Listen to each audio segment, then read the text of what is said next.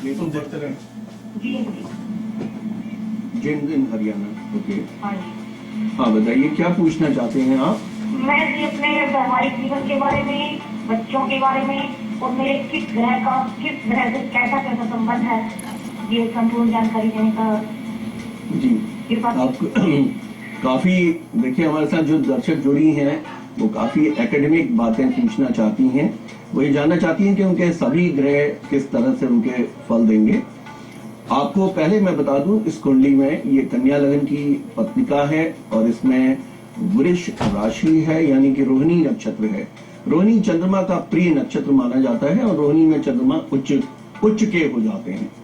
अब दूसरी बात है कि आपकी पत्री के अंदर गुरु उच्च के हैं और वो लाभ भाव पे बैठे हैं, लेकिन इस कुंडली में एक बहुत बड़ा दोष होता है। इसमें कहा जाता है न दिश्यंती शुभम नृणाम सौम्या केंद्राधिपा यदि क्रूरास्चे शुभम हेते प्रबलास्ट उत्तरोत्तरा, और कहा है कि केंद्राधिपति दोषस्तु बलवान गुरु शुक्रेय मारकत्वे अपिचत्योर मारक स्थान सम संस्थिति, यानी कि लाभ भाव में बैठा हुआ गुरु उच्च का होते हुए भी चूंकि इस कुंडली का एक फंक्शनल बेनिफिट है और शुभ ग्रह होने की वजह से उसके अंदर अशुभता आ जाती है, तो वो लाभ में कमी लेके आते हैं, लेकिन उपासना के द्वारा वो कमी दूर होती है।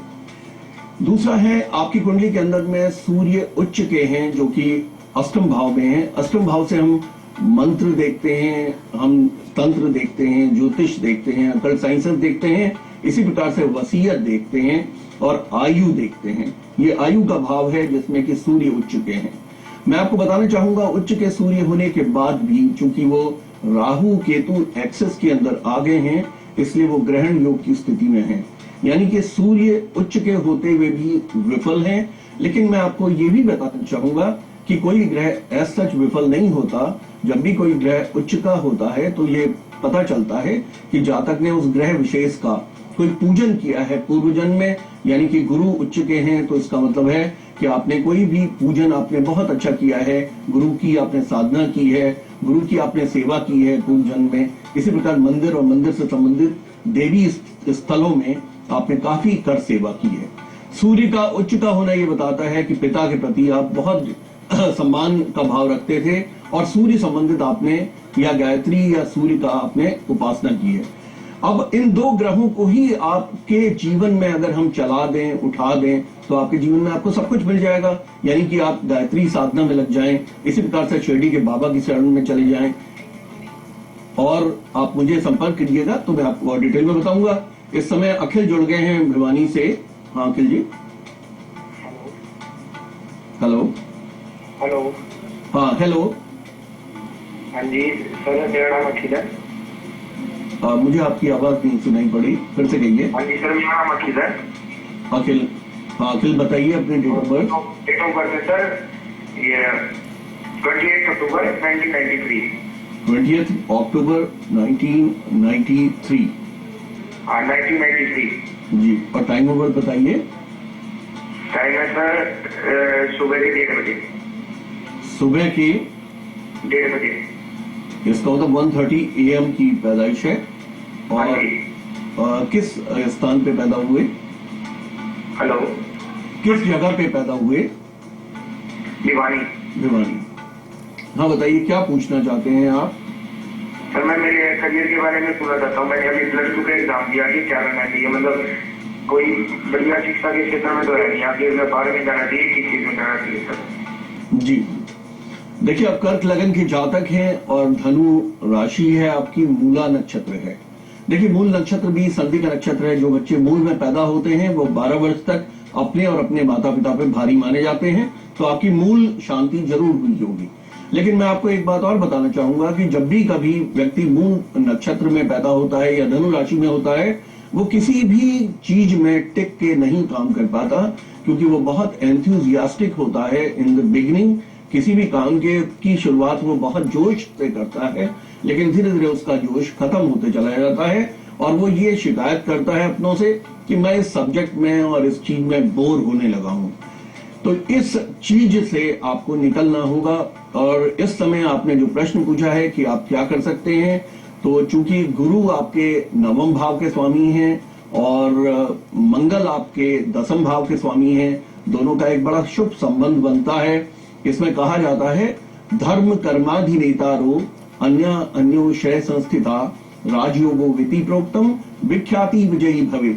यानी कि व्यक्ति को जीवन के अंदर एक अच्छा करने का, कॉम्पिटिटिव एग्जाम्स में आकर अच्छा करने का बनता है। यानी कि आपको जीवन के अंदर कॉम्पिटिशन्स के द्वारा अच्छा करने का बनता है। आप टेक्नोलॉजी के क्षेत्र में आप कुछ भी कर सकते हैं, चाहे वो कंप्यूटर रिलेटेड हो या इलेक्ट्रॉनिक्स हो। मित्र हमारे साथ एक कमलेश यहाँ पे जुड़ गए हैं। हाँ कमलेश जी, बताइए अपना डेट ऑफ बर्थ। 2 जनवरी 87। हेलो। हाँ जी, 2 जनवरी 87। 2 जनवरी 1987। हाँ बताइए टाइम। दिन के 4-4:45 के बीच का है जी। अच्छा हाँ जी। ठीक है। उसके कैरियर के बारे में पूछना है, उसको कैसा घरवार मिलेगा? कौन किस स्थान पे पैदा हुए? ये भिवानी हरियाणा में जी। जी। आप बेसिकली आप मैरिज और कैरियर के बारे में पूछना चाहते हैं। हेलो। हाँ जी, वो किस जूस में जॉब करेगी या नहीं करेगी?